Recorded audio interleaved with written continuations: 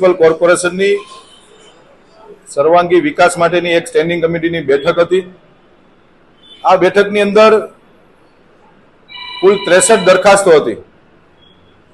આ 63 દરખાસ્તોમાં 144 કરોડ 92,44,00,000 જેવી રકમના ખર્ચે રાજકોટ શહેરના અલગ અલગ વોર્ડની અંદર વિકાસ કામોની આજે ભારતીય જનતા પાર્ટીના સર્વે કોર્પોરેટરશ્રીઓએ આજે આ મંજૂરીની બહાલી આપી છે।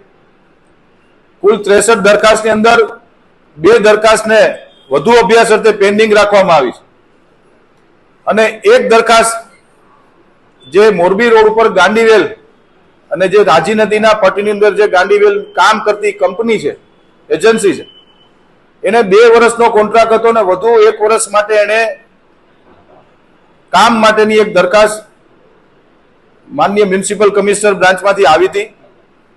સ્ટેન્ડિંગ કમિટીમાં ભારતીય જનતા પાર્ટીના સર્વ સભ્યોશ્રીઓએ ચર્ચાના અંતે નક્કી કર્યું કે જોઈએ એવી કામગીરી આ કંપની દ્વારા કરવામાં આવી નથી, તો ફરી વખત રીટેન્ડર કરીને નવી agency, qualified agency upgrade tender કરીને અપગ્રેડ ના મશીનો સાથેની નવું ટેન્ડર બનાવવું અને નવી એજન્સીને આ કામ આપવા માટેની દરખાસ્ત હતી, જે રીટેન્ડરમાં ગઈ છે। બાકી તમામ દરખાસ્તોને આજે અમે લોકોએ મંજૂરીની મોહર આપી છે।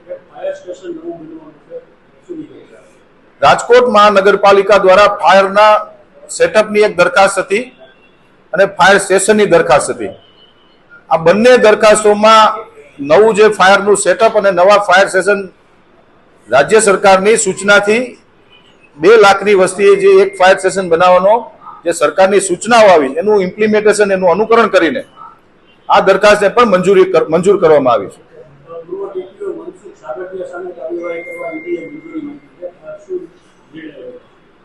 જીડીસીઆરની જોગવાઈ મુજબ, કાયદાની જોગવાઈ મુજબ સનદી અધિકારી ઉપર કોઈ પણ એજન્સીએ, રાજ્ય સરકાર કે કેન્દ્ર સરકારની એજન્સીએ જ્યારે તપાસ કરવી પડતી હોય ત્યારે એની મંજૂરી માટે માનનીય મ્યુનિસિપલ કમિશનર શ્રી દ્વારા પત્ર આજે એક દરખાસ્ત મોકલવામાં આવી હતી।